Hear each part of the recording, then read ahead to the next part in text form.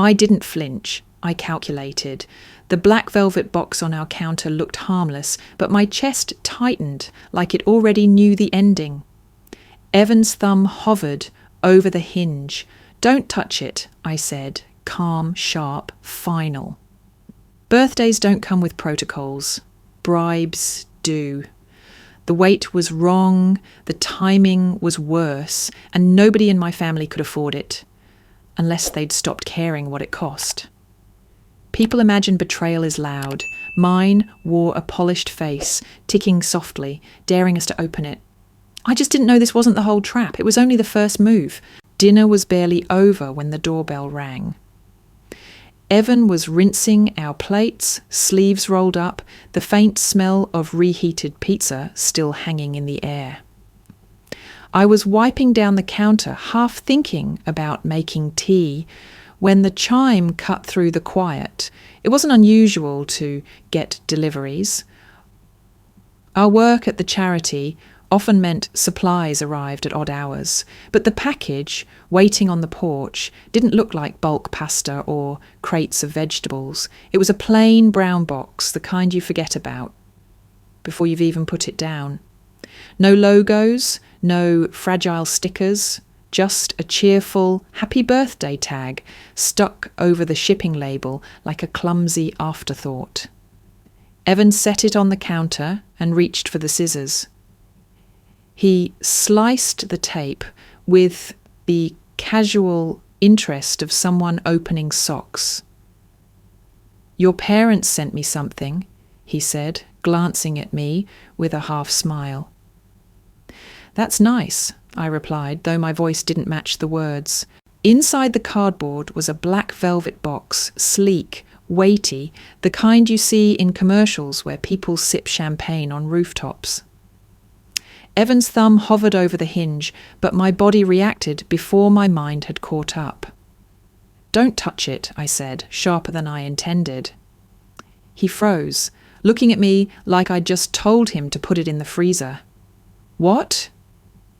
"Don't touch it," I repeated, stepping forward. The weight in my chest was an old one, recognition without proof. I pulled the tea towel from the oven handle and wrapped it around the velvet, like it might leave a stain. Even through the fabric, it felt too heavy. Evan didn't laugh. That was when I knew he sensed it too, whatever it was. I set the wrapped bundle on the edge of the table, then took my phone from my pocket. Not for nostalgia, this wasn't a moment to remember. I wanted documentation. Clean lighting, clear shot of the box. Then I opened my browser. Manufacturer logo, box design, serial number, retail listings. It didn't take long. "Look at this," I said, tilting my phone toward him.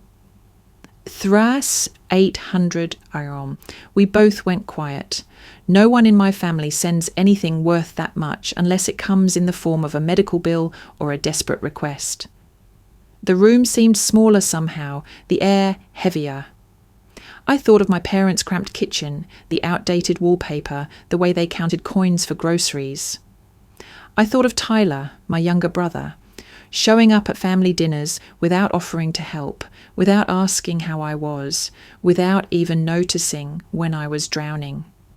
It had been that way since we were kids. I was the one making lists, doing chores, filling out college applications on my own. Tyler was the one being understood, given space, still figuring things out. I got lectures about responsibility. He got sympathy. When I was 18, I left home with a scholarship and a second-hand suitcase. Tyler stayed. He failed classes, dropped out of programs, moved back in, tried a dozen ventures that never paid a cent. And yet, whenever trouble came, my parents rallied around him like a cause worth saving. Me? I was the one they called when the phone bill was overdue. Standing there in my own kitchen, the velvet box between us, I felt that same familiar shift. The moment when family loyalty bends into something else. Something that asks you to look away, to take on the weight, to make it easy for them. The tea towel sat on the table like a barricade. Evan's eyes met mine. You think this is... I don't think, I cut in. I know. We didn't open it. We didn't need to. Somewhere deep inside, I knew the click of that hinge would change everything. And as I carried the bundle to the cupboard, sliding it onto the highest shelf, I heard the door from the kitchen to the hallway swing closed behind me. Not a slam, not even a creak. Just that soft, deliberate sound. A door closing. The velvet wasn't just velvet. I'd seen it before. Not this exact box, of course, but the make, its proportions, the subtle ribbing along the edges, the slightly dulled clasp. It was the same packaging I'd come across last year while reading about a bribery investigation in a neighbouring state. That case had been a rabbit hole I'd fallen into one rainy weekend. An anonymous tip had led auditors to uncover a catering company, Aurora Catering Group, that funneled gifts to decision makers, approving lucrative food contracts for shelters and community centres. Their signature? Luxury watches in velvet cases, each paired with a discreet bank transfer. The watches were never worn. They weren't meant to be. They were markers. Physical confirmation that the deal had been bought and paid for. I remember scrolling through the evidence photos. Boxes, just like the one now sitting on my shelf, soft and elegant against the harsh light of a police evidence table. I reached for my laptop, fingers a little shaky. It was the same kind of shake I got before a storm hit, when you could feel the air shift, but the first drops hadn't yet fallen. Evan, I said, I need you to see something. He pulled a chair beside me as I typed. The screen filled with old headlines, archived reports, the image of that Aurora box. Side by side with the photo I'd just taken, the resemblance was undeniable.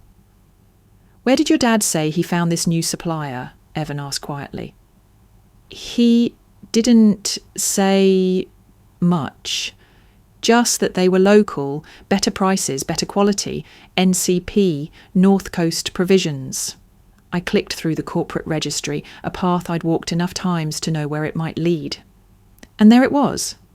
Buried in the ownership disclosures of NCP was a consultancy contract with Aurora Catering Group, same Aurora that had been fined, shamed and supposedly dissolved. Only now they were advisors, not vendors. Twist knotted into twist in my gut. This isn't just a gift, I said. It's a signature. It's them telling us we're in now, whether we like it or not. Evan leaned back, arms folded, eyes narrowed. You think your parents know? I didn't answer right away. The truth was, I wasn't sure what I wanted more. To believe they were oblivious, or to believe they'd planned it, because at least then I could stop pretending they wouldn't use me as a pawn. I pulled up the NCP contract we'd signed 3 months ago. Everything looked clean. Prices reasonable on paper, quality claims intact. But the Aurora tie-in tainted every line of it, and now this box. This is a code, I said. In their old cases, the watch was always delivered right after the first big invoice was paid. Evan's jaw tightened, which means the real payment isn't in the invoice. We sat there, the hum of the refrigerator suddenly loud, the smell of leftover pizza turning my stomach. This isn't a misunderstanding, I said. It's a setup. And the moment we open that box, we've accepted it. Evan didn't argue. He reached up, took the tea towel-wrapped box from the shelf and set it back on the table between us. We didn't open it. We just looked at it, two people staring at a harmless-looking object that, somehow, had the power to pull apart everything we'd built. For a moment I thought about calling my parents right then. asking outright. But I could hear the conversation already: denial, feigned insult, accusations of paranoia. And underneath it all, the unspoken truth that my family's loyalty had always been selective. I met Evan's eyes. No words, just the quiet agreement between two people who knew they were standing at the edge of something that could swallow them whole. The box sat there, small and patient, like it had all the time in the world. I used to think giving my parents jobs at harbour table was a victory. Not for me, not really, but for the story I kept telling myself, that maybe after years of distance and unspoken grievances, we could work side by side for something that mattered. When Douglas came on for outreach coordination and Marlene handled a few hours a week in event scheduling, I told myself it was more than charity. It was trust, inclusion, the equal treatment they'd always claimed to believe in. At first, it seemed to work. They showed up. They smiled. My mother brought in home-baked cookies for the staff. My father told people about our mission like it was his own. I let myself believe that maybe they saw me differently now. Not just as the daughter who could be counted on to cover a bill, but as someone worth standing beside. Then came the day my father walked into the office with a folder tucked under his arm. His stride had that subtle lift I recognised from childhood, the way he'd carry himself when he thought he'd outsmarted the world. "I found us a new supplier," he announced. North Coast Provisions, NCP. He laid out the paperwork like a magician setting the stage. Vendor profile, sample menus, price comparisons, everything looked polished. The numbers were slightly better than what we were paying, and he claimed the quality was higher. Local sourcing, healthier options. Evan asked a few questions, flipped through the documents, and nodded. Nothing screamed trouble. And with our budget stretched thin, a small cost cut looked like a gift. I signed off. The shift was so gradual, I didn't notice it at first. But one thing did stick in my mind. Around the same time, Tyler started showing up at family dinners with stories about his new place. Not rented, bought. "It's just a starter apartment," he said with a shrug, as if brushing off the fact that he'd managed what most people our age couldn't dream of without years of savings. Tyler's startup was a perpetual mystery. I'd stopped asking for details because they always turned slippery. Something about intellectual property, non-disclosure agreements, partnerships he couldn't name. Still, I couldn't help noticing the timing. The mortgage on that apartment had to be steep, and I'd seen no signs of investors or product launches. Yet here he was, sliding his keys across the table like a magic trick. That was when the first thread in the knot began to tug. I didn't pull it yet. In families like mine, suspicion was a dangerous currency. You learned early that asking the wrong question could turn the room cold, so I let it sit. I told myself maybe he'd gotten lucky, maybe his business had finally caught traction, maybe I should be glad for him. But the box in my cupboard had changed the colour of every memory. Looking back, I could see the way my father's voice warmed when he talked about NCP, the way my mother's eyes darted toward him before answering any question about how things were going at the charity. I could see the unspoken alignment between them, the subtle pulling together whenever Tyler was in the room. And I could see myself at the edge of it all, smiling like I belonged. The first complaint came in quietly. A man who visited Harbour Table regularly told one of our volunteers he'd been feeling sick after eating dinner with us. I wanted to believe it was coincidence. People got food poisoning all the time from any number of places. But within a week, we'd heard from 3 more guests. Same symptoms: stomach cramps, vomiting, fatigue. By the end of the 2nd week, one man had been hospitalised for dehydration. He'd eaten nothing else for 2 days except the meals we'd provided. Evan's reaction was immediate. I'd seen him frustrated before, even angry, but this was different. It was the kind of focused rage that locked his jaw and narrowed his eyes. He shut himself in the small office we shared and started pulling files, purchase orders, invoices, delivery receipts. I sat across from him, watching the stack grow.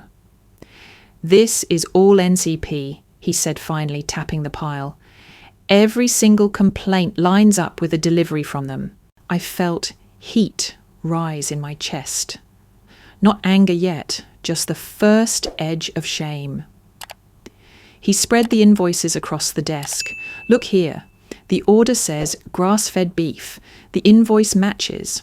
But when I called the shelter where we sent half of this batch, they said it arrived in unmarked packaging, off-brand, and they could tell it wasn't fresh." We started calling other locations, sister shelters, food banks we'd partnered with. The pattern was the same. The labels on paper didn't match the reality in the crates. Canned goods well past their best buy dates. Produce without origin tags. Meat that had clearly been frozen, thawed, and refrozen again. They weren't just cutting corners, they were substituting the cheapest possible products and charging us for the premium versions. And we'd trusted them. I'd trusted my father. "I can't believe I let this in," I murmured. The shame had settled in now, heavy and stubborn. "I brought them here." Evan didn't say I told you so. He just kept going, flipping through the paperwork with that quiet precision I'd come to recognise as his way of loading ammunition. That's when I saw it. One line item buried toward the bottom of an invoice. Consultancy fee, Aurora Group. My hand froze over the page. "Aurora Group?" I asked, my voice too steady for the pulse thudding in my ears. He leaned over. "Same Aurora as—" "Yes." The velvet box in my cupboard might as well have started ticking. It wasn't a huge amount, just a small percentage of the total invoice. But it was there on every NCP bill from the past 3 months, and it was never something we'd approved. "This is the same company from that bribery case," I said. "Same one that sends watches like ours as markers. And they're not even hiding it. They're putting the name right here." Evan shook his head slowly. "Either they're arrogant or they think we're too blind to notice." I stared at the neat black print, the way Aurora Group looked so clean on the page. It didn't matter that I was the one who'd hired my parents, that I'd told myself I was giving them purpose, inclusion. None of that mattered now, because all I'd really done was open the door for this. And if Aurora was involved, then the watch wasn't just a gift. It was a receipt. I tried to imagine how deep this went. Was NCP just a front? Was my father knowingly part of the chain, or was he a convenient delivery route? And where did Tyler fit? His sudden new apartment glinted in my mind like another piece of the same puzzle. Evan's voice cut through my thoughts. "We need to shut this down before anyone else gets hurt." I nodded, but my stomach twisted. Ending the contract would mean confronting my parents, not just as employees, but as the people who'd vouched for this supplier in the first place. It would also mean ripping away whatever fragile truce we'd built since they'd joined Harbour Table. And yet, looking at that invoice, I knew there was no choice. The shame hardened into resolve. "This ends now," I said. "We didn't slam drawers or throw papers.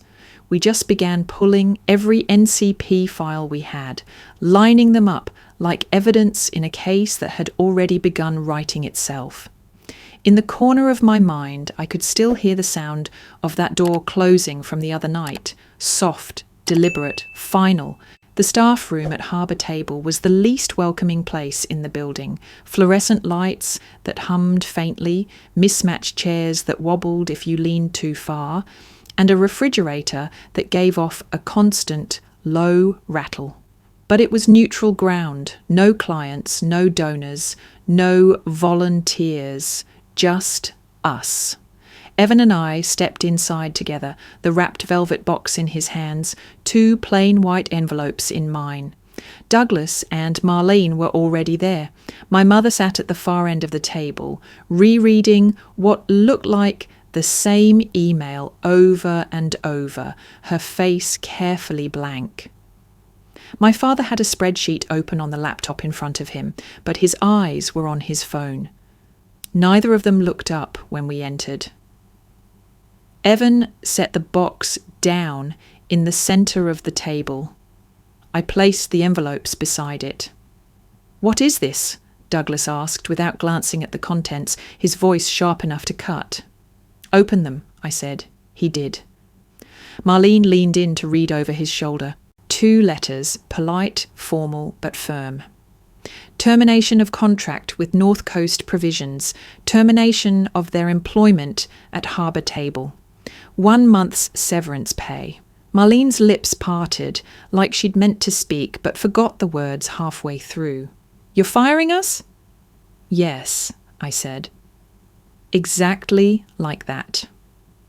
Douglas's chair scraped loudly against the linoleum as he stood. "We're your family."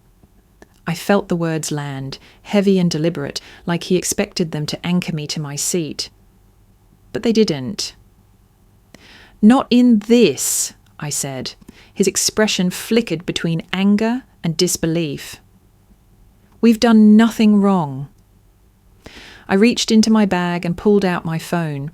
On the screen was the listing for the same make and model of watch, sitting in that velvet box, $3,800. I slid it across the table toward them. "Want to tell me where this came from?" I asked. Marlene looked at the photo, then away. Douglas's gaze didn't move from mine. "It was a gift," he said flatly. "An incredibly expensive gift," I replied. "We thought he deserved something nice," Marlene said, her voice finally emerging, soft but defensive. "Is generosity a crime now?" I felt my jaw tighten. "No, but it's suspicious, given you couldn't afford to fix your boiler last winter, and I paid that bill for you. So I'll ask again, where did the money come from?" Neither answered. That silence, cold, practiced, was worse than any shouting. I'd grown up inside that silence. It was what filled the air whenever I asked why Tyler didn't have to do chores, why my good grades earned a nod while his mediocre ones earned praise. It was the wall that came up whenever I asked questions they didn't want to answer. It was the silence of being left outside the circle. "You put us in danger," I said. "You put the charity in danger." Douglas's eyes hardened. "Do you want to be poor your whole life, scraping by while people like that catering company make real money?" "People got sick," I said. "No one died," he shot back. I stared at him, and for a moment it was like I was 10 years old again, trying to explain why it wasn't fair that I had to clean the kitchen while Tyler got to watch TV. The same dismissal, the same refusal to see me. "This isn't about money," I said. "It's about right and wrong, and what you did was wrong." Marlene's mouth pressed into a thin line, but she didn't speak. I pushed the envelopes closer to them. "It's over." Douglas took a step forward, as if looming would change my mind. "You think you can just—" "Yes," I said, "I can, and I have." For a long moment no one moved.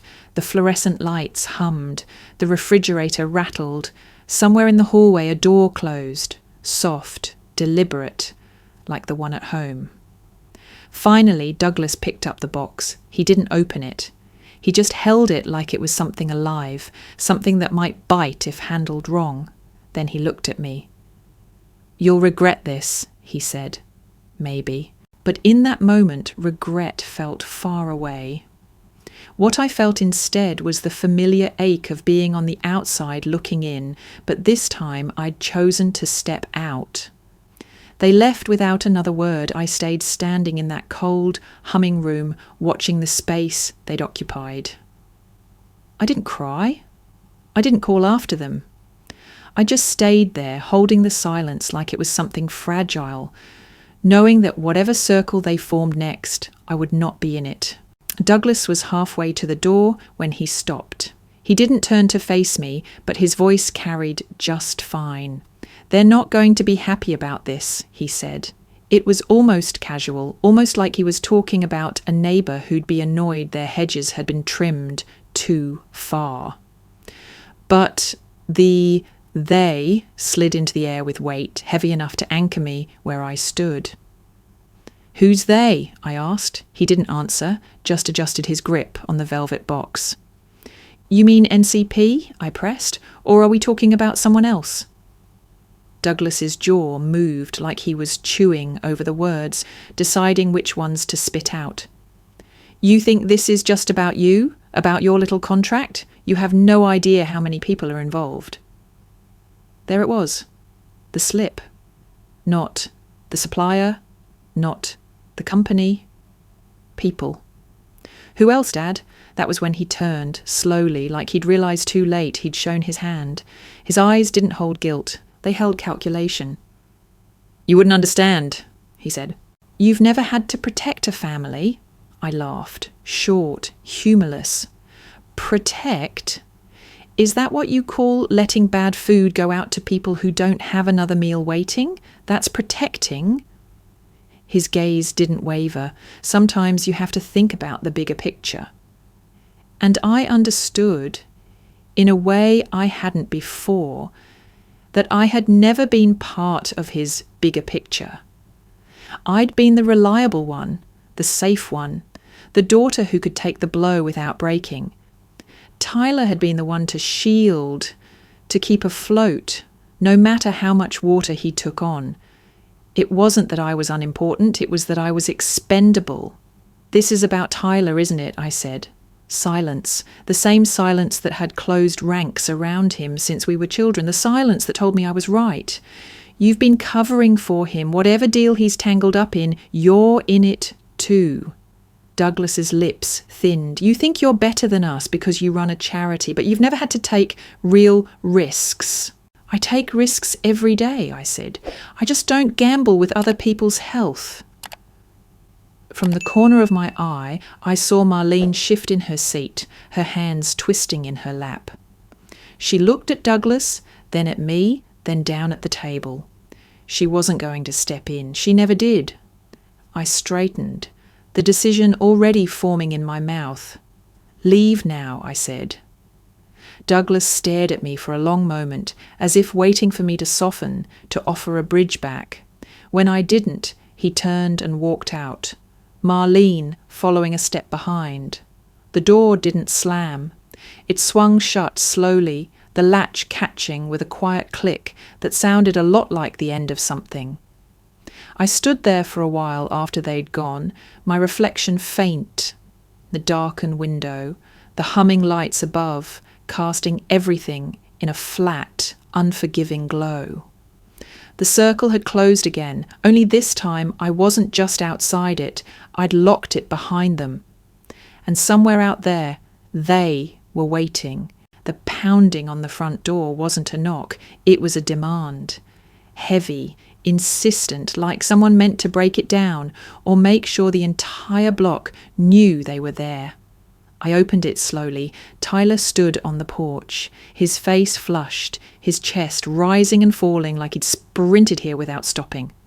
"What did you do?" he snapped. "No hello, no good to see you. Morning's off to a great start," I said, leaning against the doorframe. "You think this is funny?" His eyes darted past me. Is he here? Evan appeared behind me, calm as ever, but his posture shifted, shoulders squared, weight centered. Why don't you tell us what this is about? He said. Tyler didn't bother answering the question directly. You've just signed our death warrant, he said. Do you have any idea what you've done? You're going to have to be more specific, I said. You cancelled the contract, he shot back. They'd already paid us. That word, us, landed hard. I folded my arms. Who's they? You know damn well who, and now the deal's off and they want their money back. Evan's voice was even. How much money are we talking about? Tyler hesitated, and in that half second the truth showed itself. It doesn't matter, he said. What matters is, it's gone. My pulse kicked up. Gone where? He didn't answer, but his gaze slid away from mine, and that was answer enough. It's the apartment, isn't it? I said. His jaw tightened. It wasn't just for me. It was to help the family. They made an advance, and I used it to secure the place. Now, thanks to you, they want it back. I almost laughed, not because it was funny, but because the absurdity was so complete it barely fit in my head. You took money from them, I said, knowing it was tied to the contract. And you thought what? That it was free? They promised it was part of the deal, Tyler said quickly. No strings. There are always strings, Evan said. Tyler stepped forward, closing the gap between us. You can still fix this, reinstate NCP, bring Mum and Dad back on board. This all goes away. I stared at him, really looking at him, the set of his mouth, the jitter in his hands, the way he couldn't quite hold my gaze. You want me to reopen the door I just locked, I said. And for what? So you can keep playing house in that apartment you bought with dirty money? His expression hardened. You think you're better than us because you hide behind charity work. But when this blows back, it's not just on me, it's on all of us. I shook my head. No, Tyler, it's on the people who took the money, and that's not me. For a second, something like panic flashed in his eyes.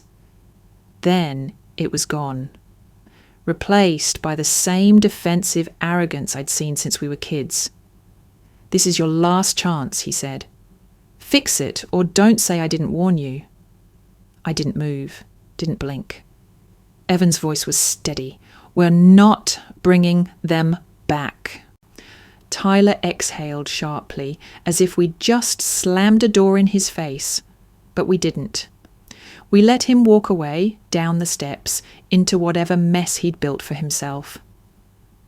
And for the first time, I didn't feel the urge to follow. The attacks started less than 24 hours after Tyler left our porch.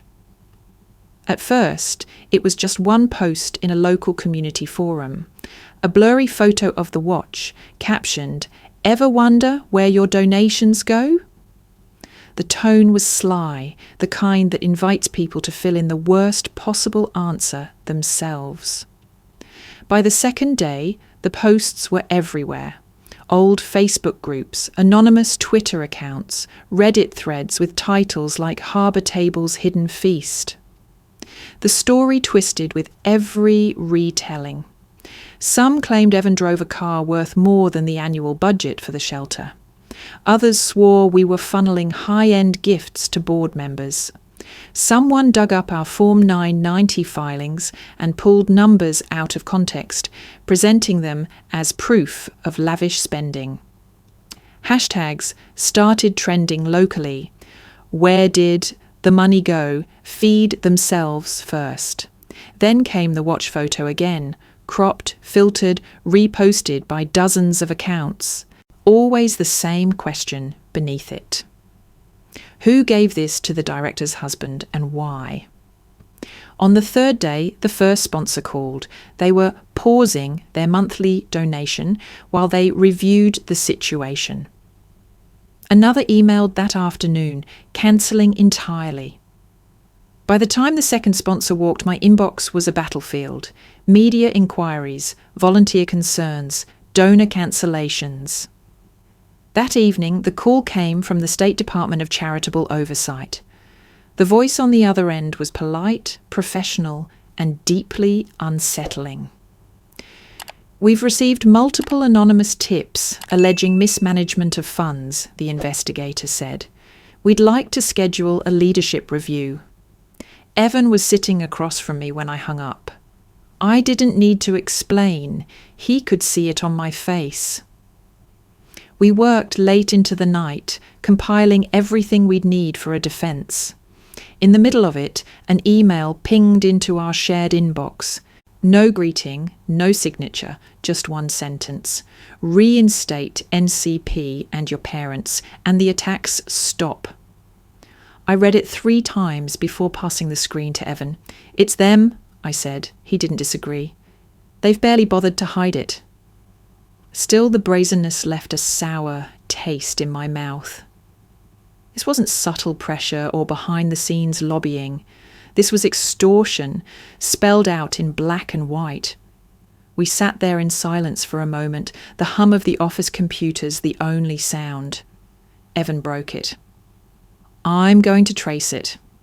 He's not a tech wizard, but years of keeping our donor database secure had made him good enough to poke at the seams of anything digital. While I pulled more invoices for our evidence file, he started running headers, cross-referencing server logs from our website with suspicious activity. It took him less than an hour to find the first thread, an IP address that had posted the watch photo to 3 different platforms within minutes of each other. The origin, a residential connection in Port Providence. Another hour, and the pattern was clear. The accounts that had seeded the hashtags, the ones that pushed the watch photo hardest, the ones that linked to half-baked conspiracy threads, they all traced back to the same cluster of IPs. One of them matched the billing address for Tyler's apartment. Evan leaned back in his chair, rubbing a hand over his face. He's not even trying to cover his tracks. I stared at the screen, the proof glowing back at me. It should have made me feel vindicated. Instead, it felt like confirmation of something I'd known in my bones. Tyler had never once worried about the fallout hitting me, only about whether it hit him. He's burning the house down, I said, and he doesn't care if I'm still inside. Evan's voice was quiet but certain. Then we make sure he's holding the match when the fire gets traced back.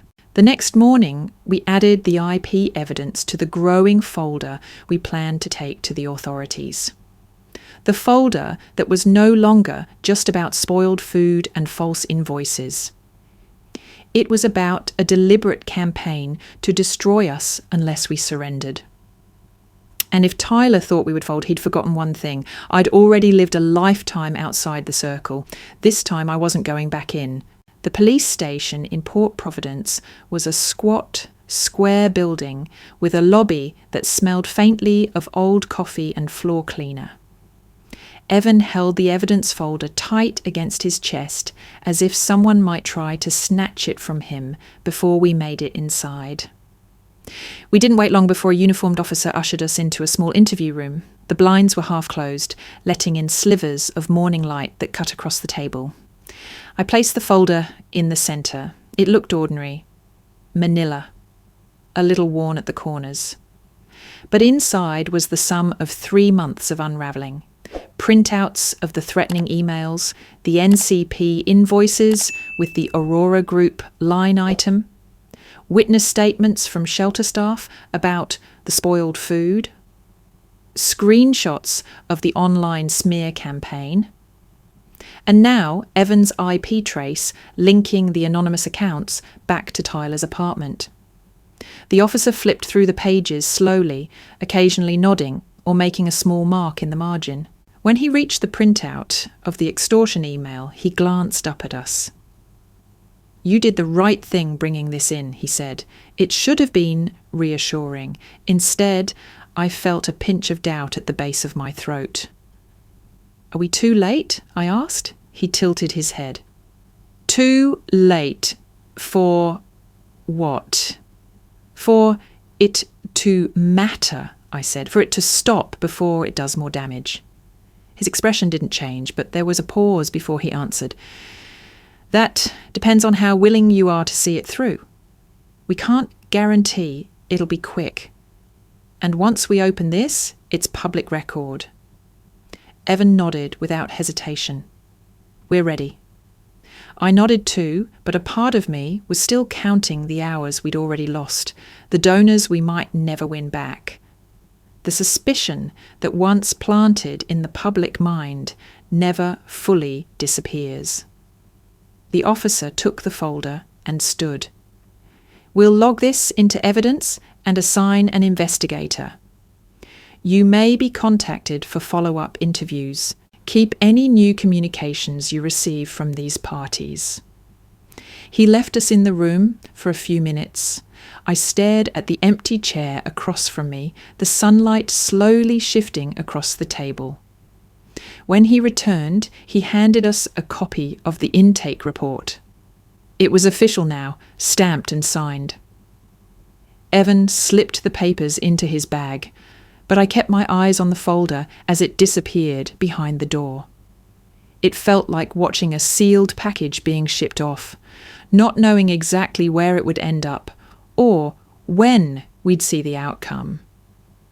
On the way home, I kept my hands folded in my lap, my nails pressing crescents into my palms.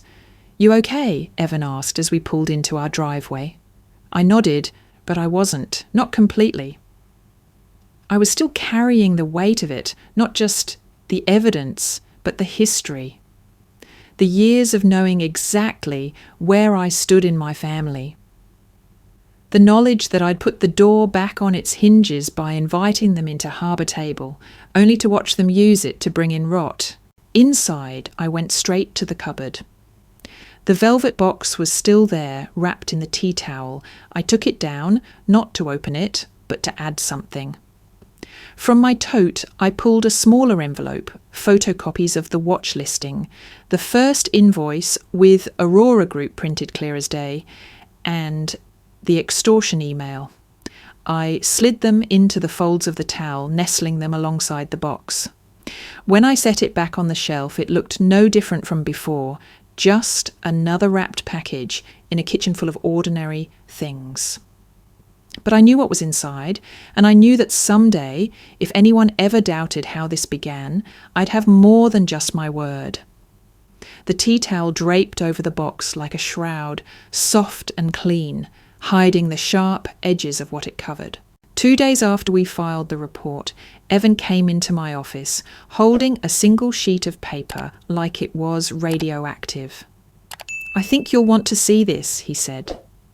It was a printout from the watch manufacturer's database, something he'd requested quietly through a contact in retail security. The serial number from our velvet-boxed gift had been logged in a flagged batch, items seized or documented in ongoing investigations. The batch number matched a case file from last year, corporate bribery, Aurora Catering Group. There was no longer any doubt. The watch wasn't just expensive, it was contraband in spirit, if not in law, a breadcrumb from a trail that led straight back to Aurora's playbook. I was still processing that when Evan dropped the next page on the desk. A bank statement. It showed a $15,000 wire transfer to Douglas Whitman, dated exactly 10 days before Harbour Table signed the NCP contract. The sender's account, a holding company that, with a few clicks, we could see was wholly owned by Aurora Catering Group. The amount was surgical, large enough to matter, small enough to disguise as a consultancy retainer or logistics advance. But when Evan overlaid it with Tyler's mortgage records, which we'd pulled from public filings, it matched the down payment on his new apartment to the dollar. My father had received the money, my brother had spent it. And I had unknowingly signed the paper that made it possible. The shame was sharp, but underneath it was something colder, a clean, precise anger. "That's not all," Evans said, almost reluctantly. He opened his laptop and turned the screen toward me. An email sat in the drafts folder of a backup drive we'd cloned from the Harbour Table admin network before locking it down. It was the original submission to the State Department of Charitable Oversight, the anonymous tip that had triggered their call to us. Only it wasn't anonymous anymore. Metadata doesn't lie. The IP address matched the home internet account of Douglas and Marlene's house. More specifically, the email had been sent from Marlene's personal laptop. The timing was perfect in its malice. 3 days after we first questioned the NCP invoices, 1 day before the watch arrived. "She wanted to make it official," I said slowly, "get the regulator breathing down our necks so we'd have to choose between reinstating the contract or drowning in scrutiny." Evan didn't comment. He didn't have to. It was one thing to suspect my parents were in over their heads, another to see the receipts, to know they'd set the stage, lit the match, and then handed me a box full of gasoline. The twists were no longer tangled. They were aligned in a neat, damning row. The watch, a marker from Aurora's bribery stash. The $15,000, a direct transfer from Aurora to Douglas, feeding Tyler's down payment. The smear campaign, seeded from Tyler's apartment. The regulator tip-off, sent from Marlene's laptop. Not carelessness, not misunderstanding. A coordinated pressure campaign designed to force me to choose family over integrity. I sat back, the weight of it pressing me into the chair. I thought about the tea towel-wrapped box in my cupboard, the way it seemed to hum with its own silent threat. About the kitchen door closing softly behind me that night, as if marking the first step into this mess. "They really thought I'd fold," I said. Evan's expression was steady, but his voice was low. "They still do." I turned the laptop back toward him, the cursor blinking in the open email draft. "Then let's make sure the next surprise isn't theirs." We added the new evidence to the file we'd given the police: serial number confirmation, wire transfer records, email metadata. The folder was getting thicker, heavier. But for the first time, I didn't feel like it was dragging me under. This wasn't just defence anymore. It was the beginning of an offence. 6 months later, the story had grown its own legs and run far beyond Port Providence. It started with a front-page spread in the Harbour Daily. 2 black-and-white headshots, Douglas and Marlene Whitman, flanked a headline that left no room for ambiguity. Local charity. Employees convicted in supplier bribery scandal. From there, it spilled into regional radio talk shows, where hosts debated whether family loyalty should ever excuse criminal behaviour. A state public affairs programme did a 15-minute segment on non-profit vulnerability to internal fraud, using our case as a cautionary tale. Douglas and Marlene were sentenced to 18 months in federal prison. The charges: conspiracy, fraud, and accepting bribes. The fine, $50,000, most of which would be clawed from what little savings they still had. They didn't look at me during sentencing. Douglas's shoulders were squared, defiant. Marlene's eyes fixed on some invisible point above the judge's bench. Tyler's turn came next. His defence argued that he'd been misled about the origins of the $15,000 down payment on his apartment, that he was merely a beneficiary of poor judgment. The court didn't buy it entirely, but they didn't put him behind bars either. He got probation, 200 hours of community service. Ironically, at a food bank. I wondered if the court had chosen that intentionally, or if it was just one of those cruel little coincidences. The apartment was seized as part of asset recovery. Aurora Catering Group fared no better. The company name became a byword for corruption in non-profit circles. Its CEO, already under investigation for a separate scheme, was sentenced to a year in prison, fined heavily, and banned from doing business with state-funded programs.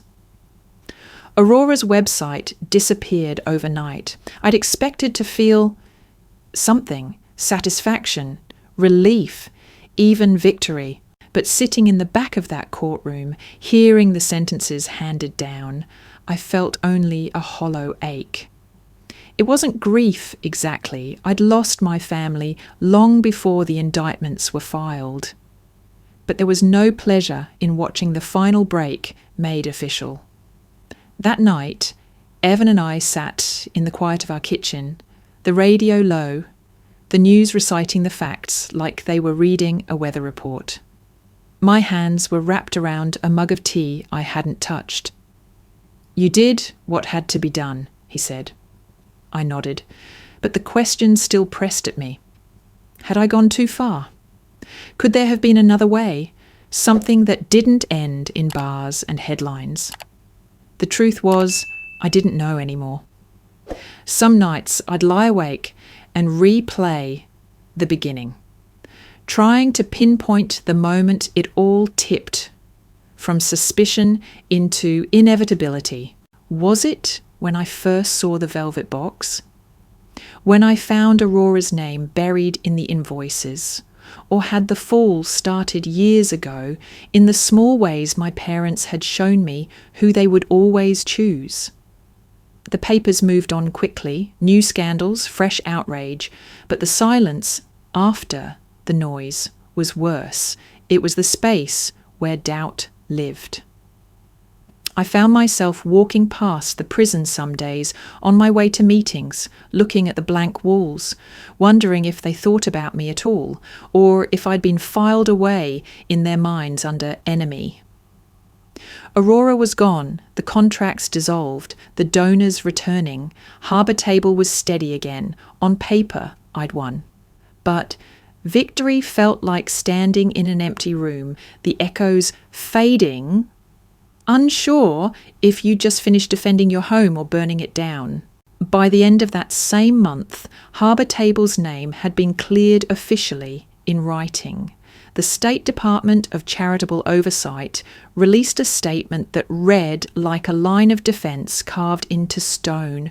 No evidence of mismanagement or personal gain was found in the operations of Harbour Table or its leadership. The words should have been enough to make me exhale, but I didn't, not yet. Still, the change was visible. Donors who had paused their support began calling again. Cheques arrived in the mail without the venom of a conditional note. The local grocery chain reinstated their monthly produce donation. Even the volunteers, some of whom had quietly stepped back during the storm, began reappearing in the kitchen. We marked the moment not with a party, but with work, serving lunch to a line that wrapped around the block on a rainy Thursday. It felt right. If there was a victory to claim, it was in the clatter of trays, the steam rising from pots, the quiet thank you from a man clutching his first hot meal in 2 days. And yet, back at home, a reminder of the fracture sat on my desk. A white envelope with my name in my mother's handwriting. It had arrived the week after sentencing. No return address, just the familiar slant of her letters. I hadn't opened it, not because I feared what it said, but because I already knew it would try to rearrange the truth into something that could be lived with. I left it there, unopened, each day moving it only to dust the desk beneath it. One afternoon, while organising paperwork for a grant proposal, I found myself going through the thick binder of court filings I'd kept from the trial. It wasn't nostalgia, it was curiosity, the kind that compels you to reread an old map, even when you know where it leads. Halfway through, a line in one of the exhibits caught my eye. It was part of an unrelated testimony from a former Aurora employee in a different state. The witness described how the company had once targeted a small family-run catering business that refused to sign an exclusive supply deal. The tactic was chillingly familiar. Aurora found an employee within the family who was disgruntled, someone who felt undervalued, overlooked.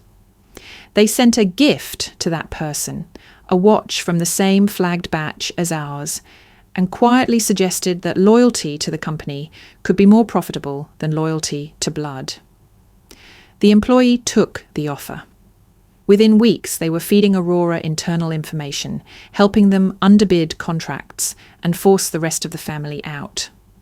I sat there with the binder open, my hands resting on either side of the page. It was my story in reverse. I'd been the family member targeted, given the gift as a test, a lure, but instead of turning on my husband, I'd chosen to stand against my parents, against my brother, against the idea that blood should outweigh truth. The difference gnawed at me, not because I doubted my choice, but because I wondered if Aurora had counted on me choosing differently. If, in their calculations, they assumed I would be like that other employee, easy to buy with the currency of belonging. Evan found me in the study, still staring at the page. "You're thinking about it again," he said. I closed the binder slowly. "They've done this before. They've used the same watch, the same playbook. But usually it works." "It didn't work this time," he said. I looked at the envelope on the desk, my mother's handwriting like a shadow on the white paper. "No, it didn't." He glanced at the envelope too. "Going to open it?" "Not yet." He didn't push. That night, as I lay in bed, I thought about the unnamed employee in that testimony. Did they regret it now? Did they still have the watch?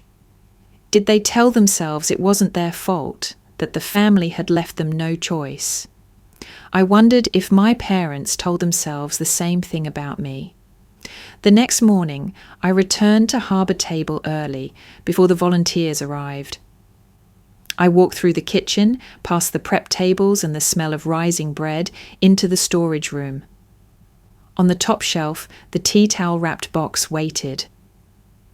I took it down, holding it for a long moment. I didn't unwrap it. I didn't need to see the watch again. Instead, I placed the unopened envelope from my mother beside it and slid them both to the back of the shelf. Let them sit together, the gift and the words, each a different kind of offering I had chosen not to accept.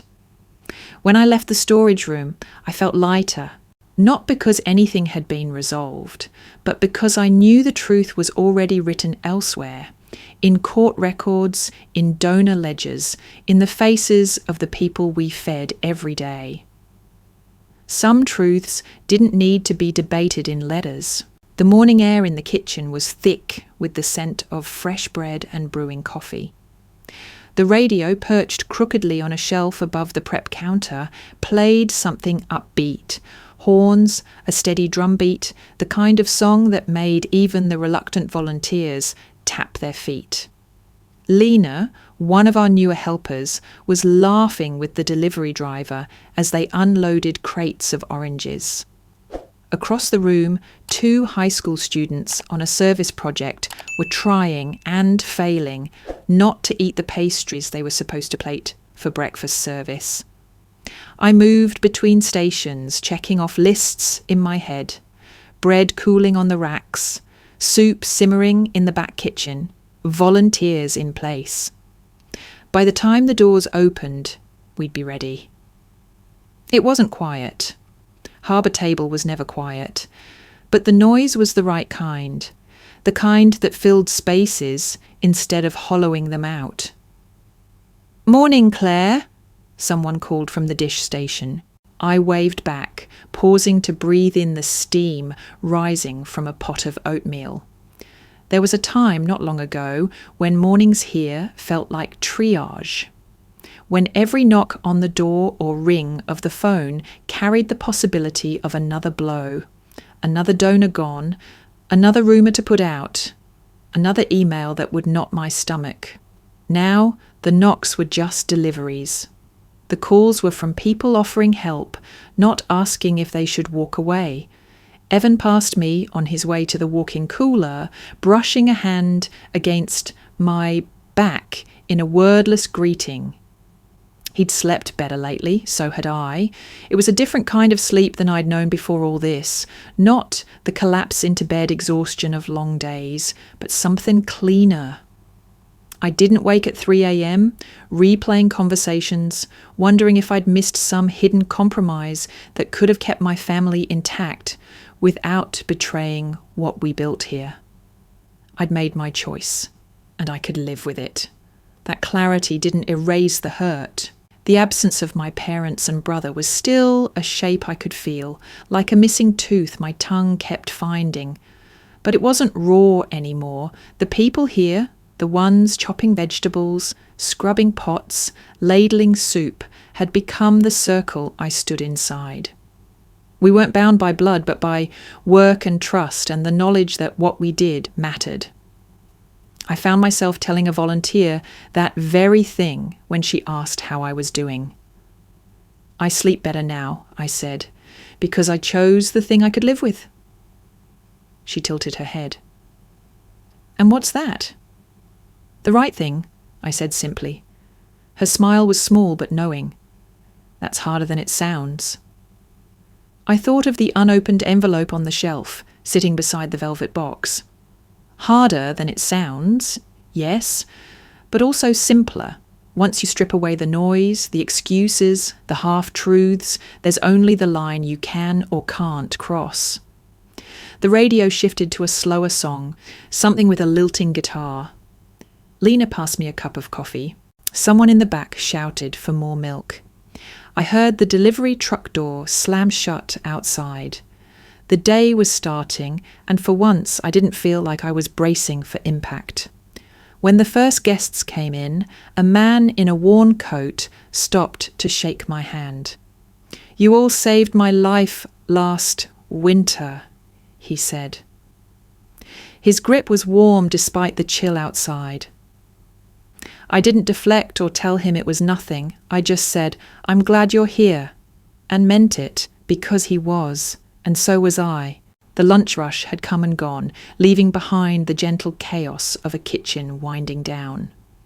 Pots soaking in deep sinks, cutting boards stacked near the drying rack, the lingering warmth of ovens cooling in the background. I stepped into the storage room to take inventory for the next delivery. The fluorescent light flickered once, then steadied, casting everything in that familiar, pale glow. My eyes drifted upward to the top shelf where the tea towel hung, folded over a plain cardboard box. I hadn't thought about it in weeks.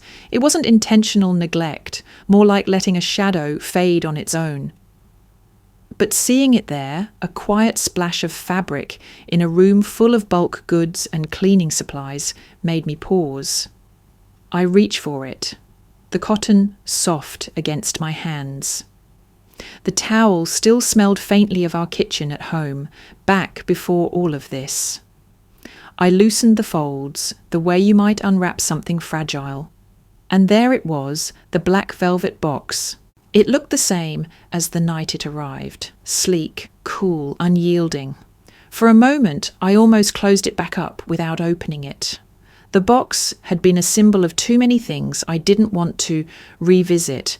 Betrayal, coercion, the way family could hand you something poisoned and expect gratitude. But today, in the quiet hum after service, it felt different. I set it on the table, pressed the clasp, and let the lid lift. Inside, the watch was gone. In its place was a small sewing kit, spools of thread in muted colours, a handful of silver needles, a tiny pair of scissors, a thimble. Someone had lined the base with soft felt, cut to fit, as if the box had been made for this all along. I knew immediately who had done it. Marcy, one of our volunteers, had a habit of repurposing containers for storage, jam jars for spice blends, biscuit tins for first aid kits. She must have found the watch missing after the police took it for evidence and decided the empty box didn't deserve to sit idle. A laugh slipped out of me, soft but real. The symbolism was almost too on the nose. The thing that had been meant to bind me in silence was now holding tools to mend and create. I ran my fingers over the spools of thread. Each one was a different shade, none particularly bright, but together they were enough to patch most things that could tear in a kitchen. The irony didn't hurt anymore. I closed the lid gently, not to hide it away, but to keep the contents safe. The weight in my hands wasn't the same as before. It didn't pull me down. Setting the box back on the shelf, I realised something had shifted. Being cast out of my family hadn't left an open wound, not anymore. It had become something else, part scar, part proof, part foundation. A mark of where I'd stood and what I'd chosen, and the place I'd chosen to stand was here, surrounded by people who valued the same things I did. In that moment, I understood that belonging wasn't given. It was built piece by piece, action by action, until one day you looked around and realised you were already home. From the front of the building, I heard the main door open, the creak of its hinges followed by the low murmur of voices. Someone laughed. The door swung shut again with that soft, deliberate sound I'd come to recognise. Not a slam, not a lock, just a closure. The same sound that had followed me out of my parents' lives, now echoing in a place I'd chosen for myself. Only this time, it didn't mark an ending. It was the sound of a circle closing around the right people,